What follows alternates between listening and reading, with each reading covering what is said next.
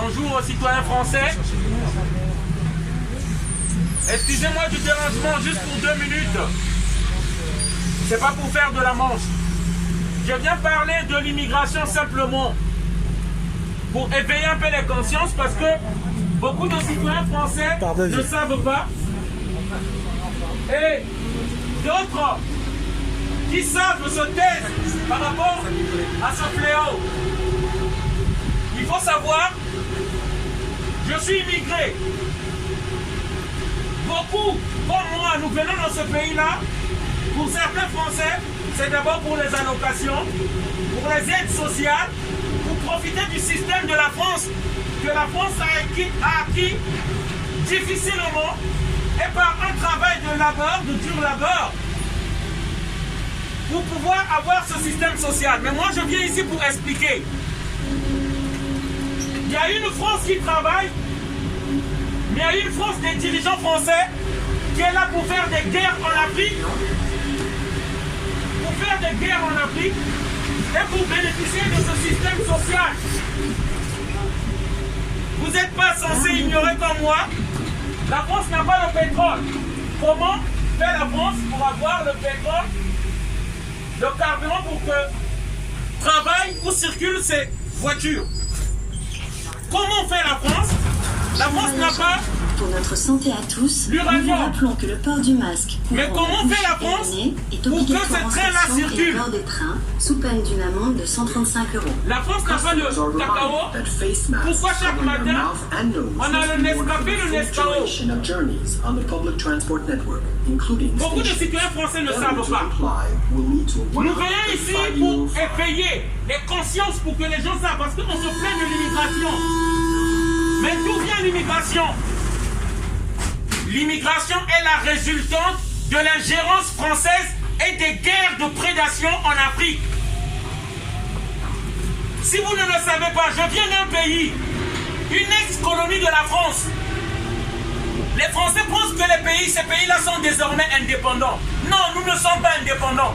C'était une mascarade. C'était une mascarade. La France utilise ses réseaux d'influence afin de mettre une épée Damoclès sur la tête de nos dirigeants. Et on tue dans nos pays, comme cette femme-là. Vous voyez, pourquoi? Parce qu'on nous a mis des dictateurs. Certains diront que ce sont vos dirigeants qui les tuent. Non, ce ne sont pas nos dirigeants parce que nous ne les votons pas. Ils viennent par la force des armes, validés par la France. La France de Jacques Chirac nous a imposé Sassou Nguesso au Congo-Brazzaville. La France de Nicolas Sarkozy a imposé Alassane Dramane Ouattara en Côte d'Ivoire, a imposé Ali Bongo au Gabon. Et c'est pourquoi vous voyez cette vague d'immigrés qui ne cesse de venir, des bateaux. Et je peux vous dire, je peux rassurer le citoyen français, ça finira pas. Et ça finira jamais. Les freinages du train pouvant être puissants, nous serons de plus en plus nombreux ici. Un nettoyage désinfectant quotidien avec des produits le citoyen français doit comprendre et prendre connaissance que ça ne s'arrêtera pas. C'est ce système-là qui nourrit la France. Parce que beaucoup pensent que c'est au fruit de leur travail que la France a ce train de vie. Beaucoup pensent ça. Que nous avons les aides, les associations, les allocations. Non, c'est sur le sang des pauvres Africains. Parce qu'on ne veut pas que les Africains s'industrialisent. On ne veut pas que l'Afrique se développe.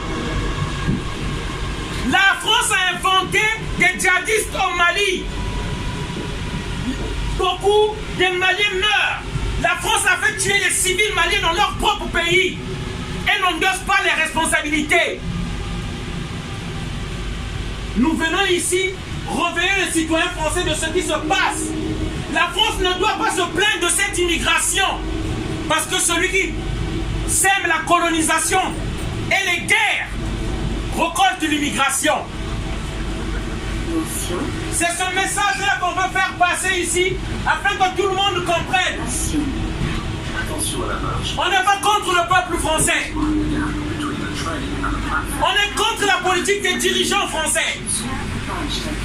Bonne journée à tous, voilà le message qu'on voulait faire passer. Merci. Du coup, l'islam puisse arriver et surgir au Mali en disant mais qu'est-ce qui s'est passé? Ça a marché, moi je suis allé au Mali à une époque, il n'y avait aucun problème. Maintenant on n'y va plus. Mais qu'est-ce qui s'est passé? Mais on a paupérisé le Mali, on a fait venir plein de Maliens, le Mali est devenu pauvrissime, on a continué à exploiter les sous-sols justement pour avoir les matériaux rares qui nous permettent aujourd'hui de faire des voitures prétendument écologiques. C'est-à-dire les voitures hybrides qui fonctionnent aujourd'hui à l'électricité fonctionnent à l'électricité nucléaire. Et quand elles ne fonctionnent pas à l'électricité nucléaire, elles utilisent des métaux rares qui eux-mêmes sont prélevés en Afrique. Et voilà pourquoi on est au Mali. On n'est pas là-bas parce qu'on aime tellement la liberté qu'on les préserve du djihadisme. On s'en fout du djihadisme là-bas. On veut juste pouvoir exploiter, avoir des bases et pouvoir exploiter le sous-sol des Africains parce que la France est tellement islamophile de manière intérieure qu'elle est islamophobe sur la totalité de la planète. Il n'y a rien de... C'est formidable l'islam en France, mais alors dès qu'on peut tabasser des Afghans, dès qu'on peut tabasser des Irakiens, dès qu'on peut tabasser des Libanais, des Libyens, dès qu'on peut tabasser des Palestiniens, dès qu'on peut tabasser des Maliens, alors là, il n'y a aucun problème, on peut y aller. On fait des bombes, on fait des tapis de bombes, et voilà. 5 ou 6 millions de gens sont morts, de musulmans sont morts dans les frappes occidentales. Pour quelle raison? Parce qu'on vend des armes. Complexe militaro-industriel, possibilité pour les gens qui fabriquent des bombes, des avions à réaction, etc., de dire il n'y a pas de problème. Et après, on fait quoi? Quand on a fait beaucoup d'argent, on finance les chefs d'État américains, qui eux-mêmes financent ces guerres, qui sont des guerres islamophobes. Ces guerres islamophobes génèrent le terrorisme. Le terrorisme, il ne tombe pas du ciel. Voilà des gens à qui on a dit, vous aviez un pays, vous aviez un chef, ce chef c'était Adolf Hitler, on détruit votre pays et en même temps on installe la terreur au quotidien. Que font ces gens-là? Ils arrivent en Occident, ils ont perdu leur famille, ils ont perdu des membres de leur famille, ils ont perdu leur boulot, leur dignité, leur pouvoir d'achat, leur langue, leur culture, leur tradition, leur nourriture, ils ont perdu tout ça. Ce sont comme des animaux en cage et on leur dit voilà, vous avez la liberté, ils sont là, etc. Mais il y a des gens qui deviennent paumés et qui peuvent se faire endoctriner par l'islam politique parce que d'un seul coup, c'est un horizon. Parce que c'est une hypothèse. Si on vous dit, mais vous vivez dans un endroit qui vous déteste, ils sont tous racistes, votre pays, vous n'y êtes plus, vous n'y allez pas, vous n'y retournez pas, puis vous faites quoi? Vous avez un pays qui s'appelle l'islam. Votre pays, c'est l'islam, c'est l'Oumma.